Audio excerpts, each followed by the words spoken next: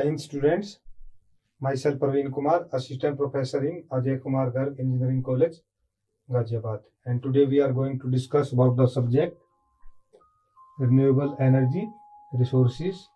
And today's topic for discussion is tidal and wave energy. So basically these tidal and wave energy are the types of renewable energy resources. So we will discuss about these two kinds of energy. So as far as contents of the today's video lectures are concerned, I will discuss about the tidal energy mechanism in brief. Then I will discuss about the wave energy mechanism in brief. Then I will conclude about today's lecture by discussing about the advantage and disadvantage of tidal and wave energy, which is types of renewable source of energy. So firstly, let us discuss about tidal energy mechanism. So basically, tidal energy is basically harnessed from the rise and falls of tides.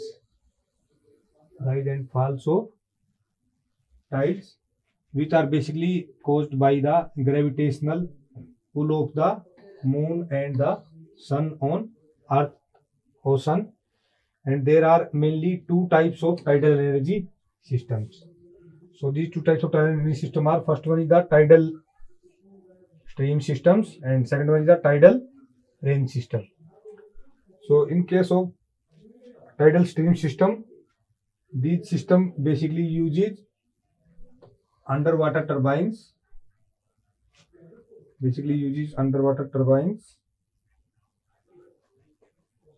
placed in the path of tidal current, and the kinetic energy of moving water rotates the turbine, which are connected to generator and basically producing electricity.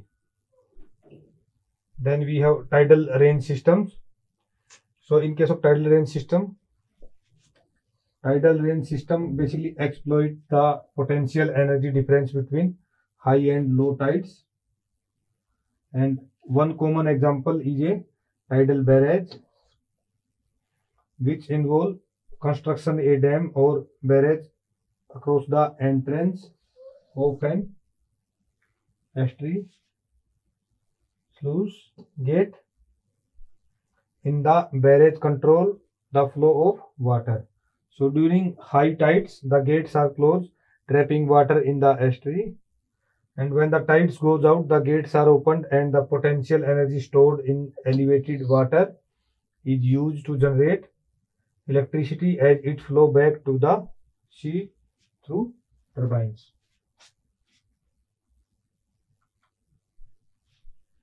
So tidal stream system, if you discuss about tidal stream system in a little bit detail. So in case we have underwater turbines here, so basically these system basically use underwater turbines which are similar to underwater wind turbines, you can say, and they are basically used to capture the kinetic energy of tidal current, and the flowing water turn the blades of the turbines, which is connected to a generator to generate or produce electricity, which is used for further domestic or commercial use. So tidal stream system are basically located generally in areas with strong tidal currents. So environmental constraints is there, you can say. Then we have here horizontal axis turbines and vertical axis turbines is there. So in case of horizontal axis turbine, so these turbines are basically oriented horizontally and they can be fixed to the seabed or installed on floating platform, and they are basically designed to capture energy from the horizontal movement of water. Vertical axis turbines, so in such kind of turbines, these turbines have blades that rotate around a vertical axis, and they are designed to capture energy from tidal current flowing in any direction. Then we have tidal range system. In case of tidal range system, we may have tidal barrage, may have tidal lagoons, or we may have tidal stream generator. So if you talk about tidal barrage, so tidal barrage basically involves construction of dam or barrage across the entrance of an estuary or tidal basin, and sluice gates in the barrage control the flow of water, and during high tide the gates are closed, trapping the water in the estuary, and when the tide goes out the gates are opened again, and the potential energy stored in elevated water is used to generate electricity as it flow back to the sea through the turbine blades, and then turbine get rotated and we get electricity. Then in case of tidal lagoons, the tidal lagoons are basically structures similar to tidal barrage, but they are basically smaller in size as compared to tidal barrage. So they are generally circular, or they may be horseshoe shaped walls built along the coastline areas.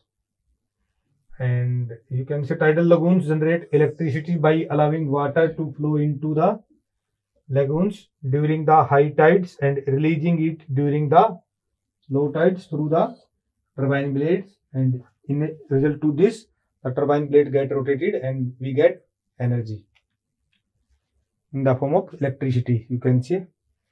So in case of tidal stream generator, so these are basically similar to underwater turbines, but they are basically installed in an area which has strong tidal currents. So we have limitation for tidal stream generators. They are basically installed in area where strong tidal currents possibility is there. So these tidal stream generator may be installed on the seabed or on floating platform also. So if we discuss the concept with the help of diagram pictures, so let us discuss. So we have sea areas here, we have barrage, we have sluice gate which are opened for incoming water and stop, then again opened, and we have land outside, and we have high water mark also mentions, and when water comes out then this rotate the turbines. So if you take about the plane view, so this is lagoons. So we have dike, one area, we have EBB ties, we have powerhouse, this is ocean.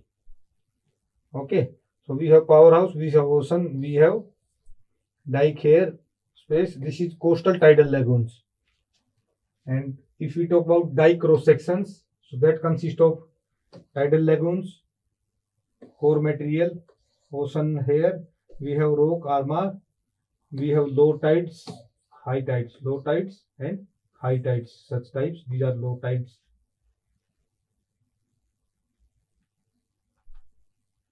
So this is again a diagram for tidal energy generation system. So we have sunken pile, we have ocean floor, gravity is there. So we constructed block, we installed a tidal stream generator and which rotates with the help of tides. You can see this is sea level, and we have tripod here which can fix it so that it will not get disturbed. So now these tidal power plants may be single basin or maybe double basin type.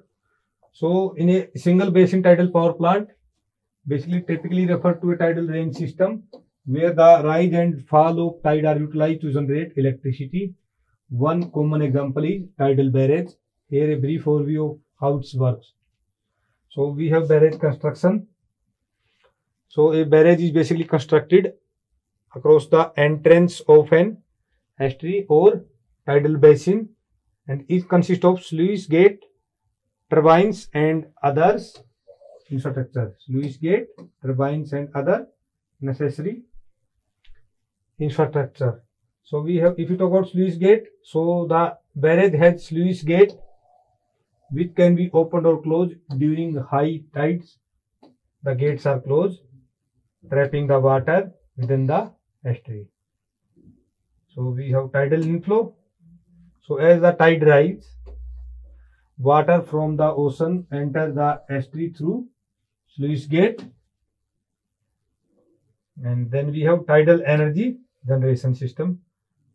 So during the tidal EBB, which is falling tide, the sluice gate are basically opened, and the potential energy stored in the elevated water is then converted to a kinetic energy as it flow back to the sea through turbines and installed in the sluice gate itself.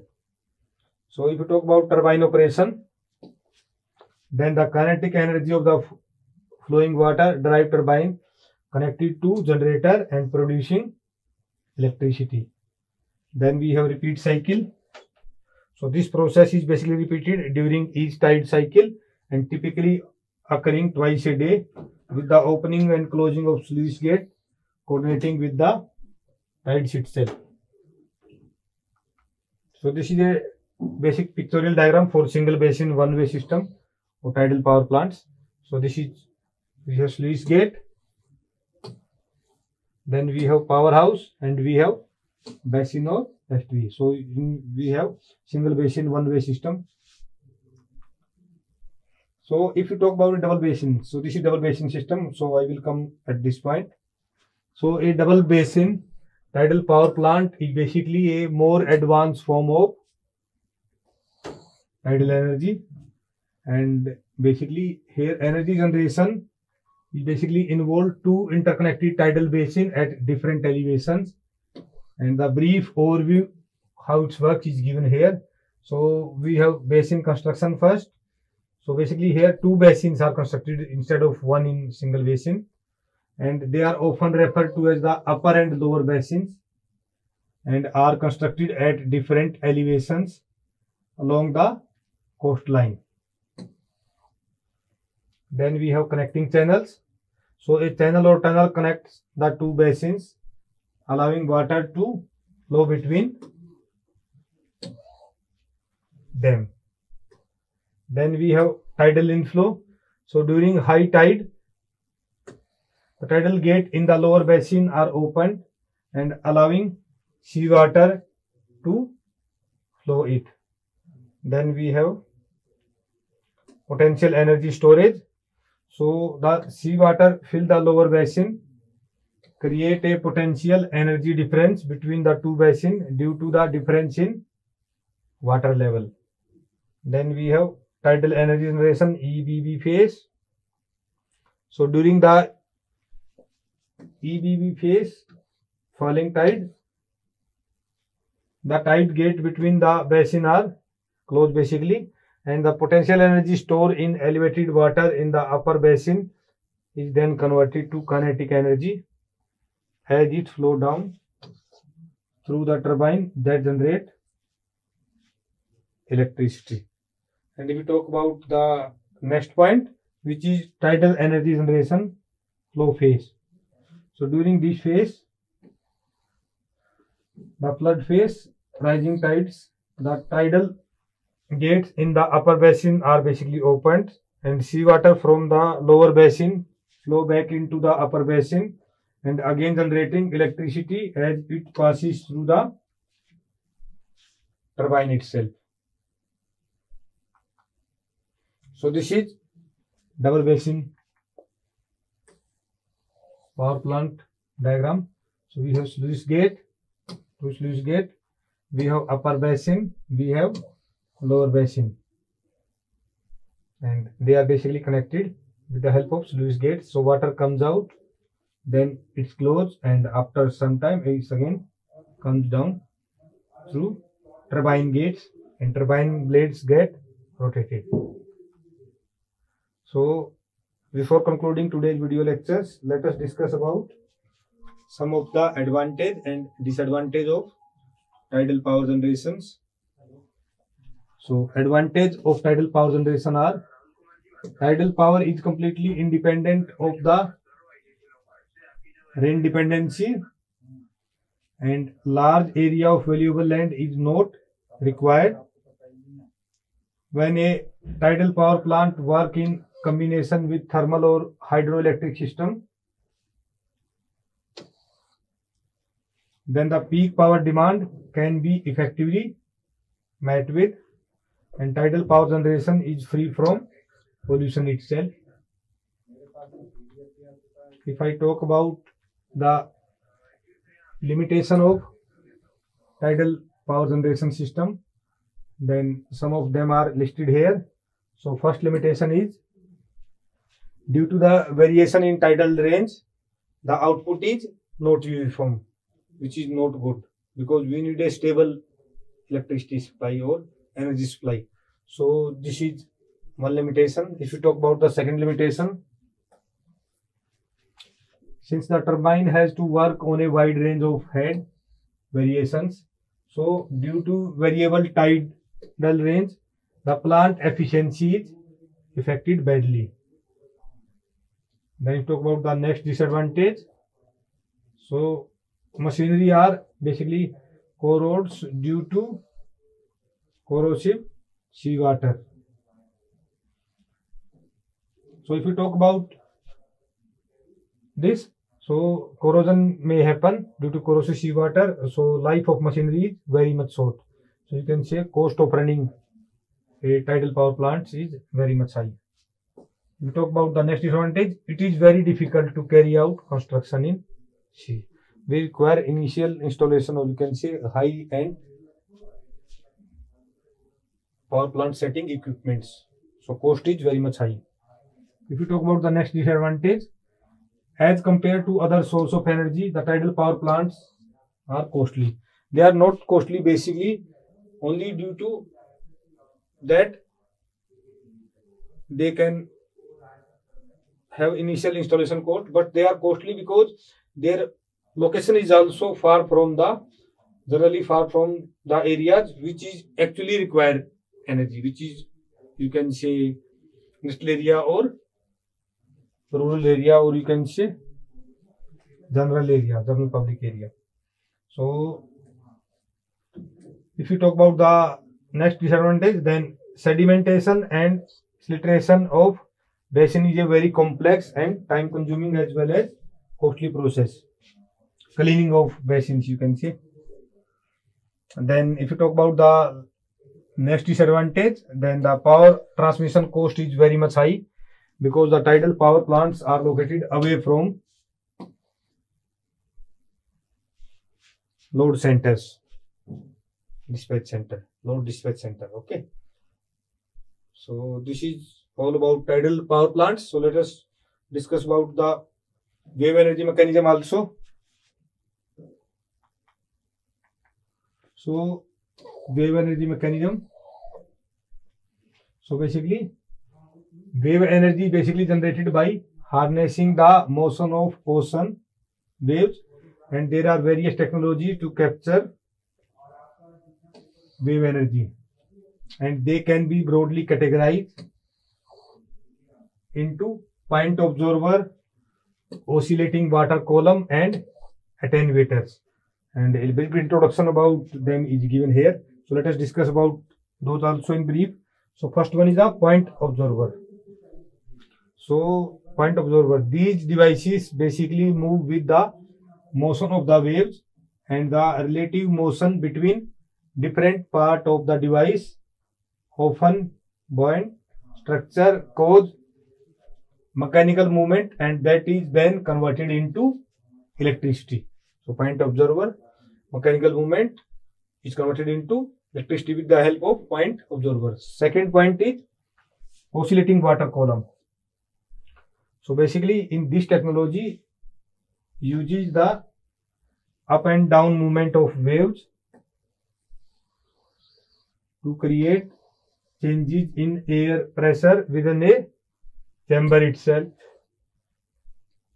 and the variable air pressure is then used to drive a turbine connected to a generator, and which basically producing electricity. If we talk about the next point, which is attenuator. So basically attenuator are long multi-segment structures aligned perpendicular to the direction of the waves, and they move with the waves and convert the motion into hydraulic pressure, which is used to generate electricity. So in today's video lecture, we have discussed about the tidal and wave energy mechanisms. So if you talk about the references, these are some of the references which I followed for preparing today's video lecture contents. Thank you students, and Jai Hind.